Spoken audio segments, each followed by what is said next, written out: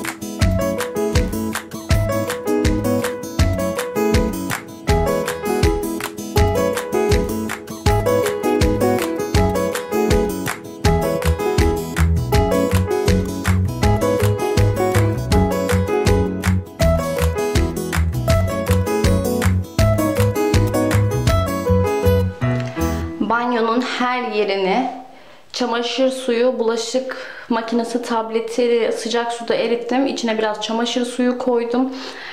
Onu da biraz sulandırdım. Şu gördüğünüz fıskiyeyle, normalde çiçek sulamak için ama ben genelde banyo yıkamak için falan da kullanıyorum. Bütün her yeri şimdi onunla sıktım. Şöyle iyice aksın. Birazdan gelirim. Buraları da silerim. Biraz beklesin şöyle çamaşır suyuyla. Birazdan geleceğim. Buraları sileceğim.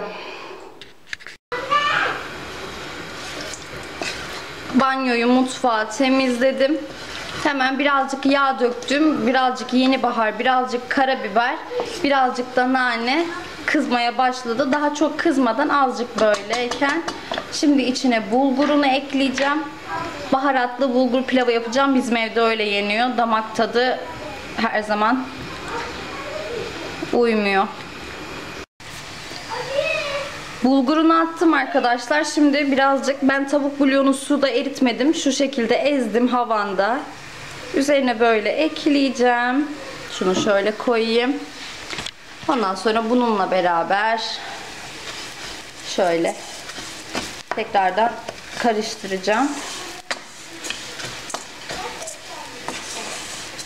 Yaklaşık 1 dakika daha böyle kavurup üzerine suyunu ekleyeceğim. Yanına da bir mercimek çorbası yapacağım. Şimdi bulgur pilavım orada pişerken ocağın gözleri dolu olduğu için hemen mercimeği koymadım. Dedim ki mercimek çorbasının malzemelerini hazırlayayım. Bulgur pilavım pişince de onu kaldırırım. Mercimek çorbamın içine de, siz nasıl yapıyorsunuz bilmiyorum ama bizim alıştığımız damak zevki biraz farklı. Neyse, bu kadar yeter. Bir yemek kaşığının ucu kadar domates salçası alıyorum. Kışlık hazırladığımız melemenlerden de şöyle sadece domatesli olandan, içinde biber olmayandan 2 kaşık koyuyorum. Sonra bunu biraz, bir dakika geliyorum.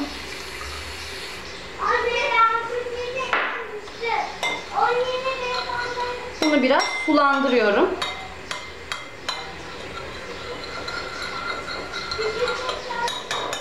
İçine baharatlarını atacağım şimdi bunun.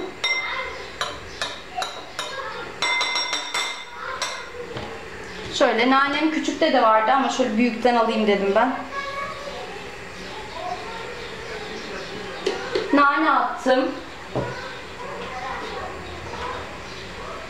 Geliyorum hemen. Birazcık yeni karabiber şöyle.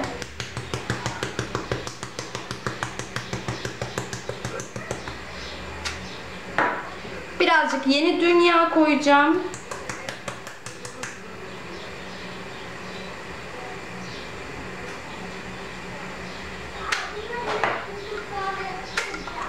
Ve birazcık da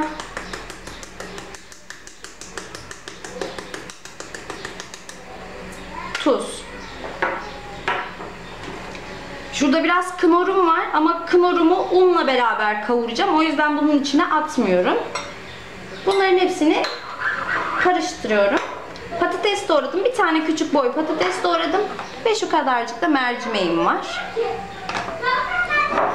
Soslarım hazır. Bu böyle. Çorba tenceremi ocağın üzerine koydum. Şöyle. Aynen bu kadar yağ yeter. Yağını döküyorum.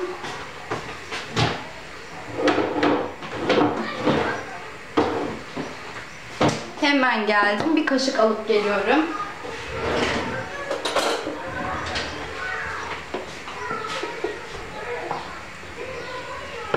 Şöyle. Bazen hiç atmıyorum. 1 yemek kaşığının ucu kadar unumu koyuyorum. Hatta bununla mı karıştırsam ya da başka bir şeyle mi? Hemen. Silikon kaşık alıp geldim. Alttan gelen sesler için kusura bakmayın arkadaşlar. Malum giriş katta oturmanın bazı zararları da oluyor. Biraz unla yağ karıştırdım. Yağın kızmamasına dikkat ediyorum. Çünkü yağ kızdığı zaman yanık kokusu geliyor. Ondan da hoşlanmıyorum.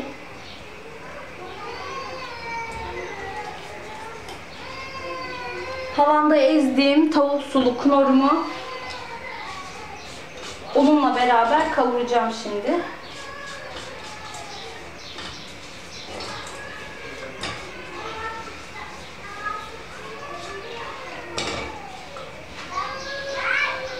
Buradaki suyu da şey için bekletiyorum. Çorbama koyacağım. Onun için bekletiyorum.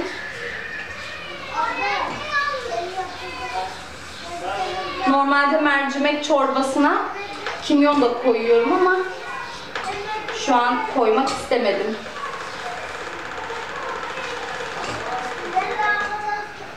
Şöyle yakından da göstereyim size.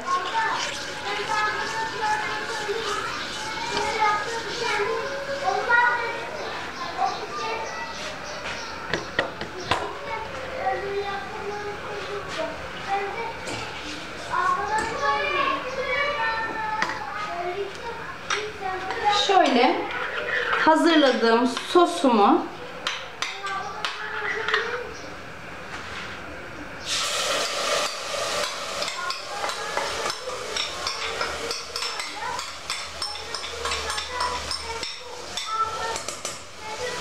knorrumun şeyine koyuyorum. Knor demişim.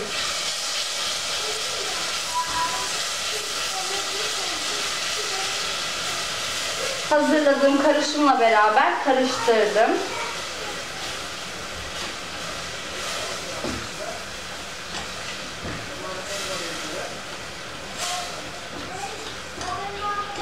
Şöyle biraz şeyle eziyorum.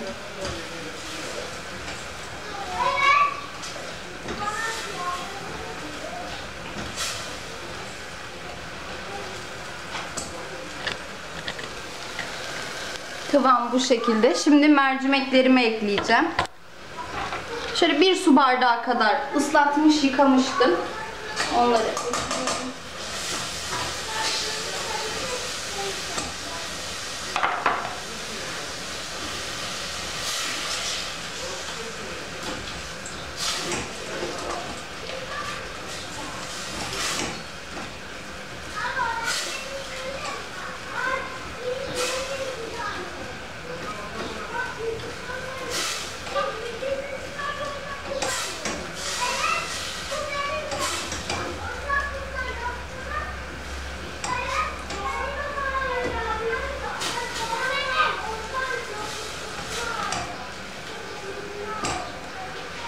Tamamdır. Şimdi patateslerimi de ekleyip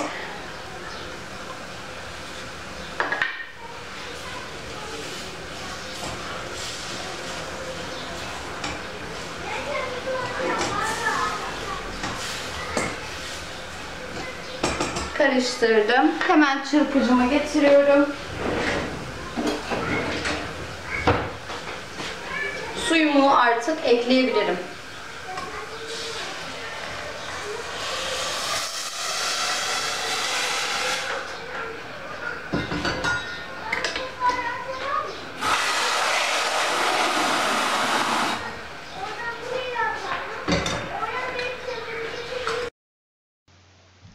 Evet arkadaşlar, bugünkü vlogum buraya kadardı. Hem temizlik yaptım hem de akşam ne yemek yaptım sizlere gösterdim. Maalesef kapanış videomu çekemediğim için dışarıdan gelen çocuk seslerinden dolayı kapanış videomu çekemedim. O yüzden dolayı da size bu şekilde veda ediyorum. Lütfen kanalıma abone olmayı unutmayın. Önerilerimizi beğenmeyi unutmayın.